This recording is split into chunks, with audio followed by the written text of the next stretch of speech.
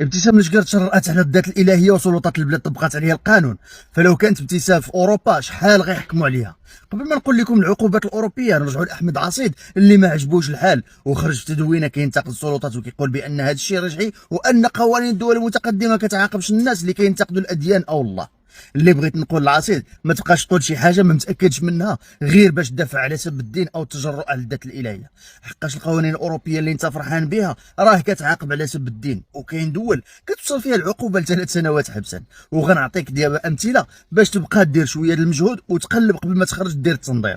الفصل 166 من القانون الجنائي الالماني كيعاقب بالحبس من سنه ل3 سنوات بغرامه الا درتي محتوى ضد الاديان او الجمعيات الدينيه وسببت الازعاج للمنتسبي هذه الديانه كيفما كان نوعها.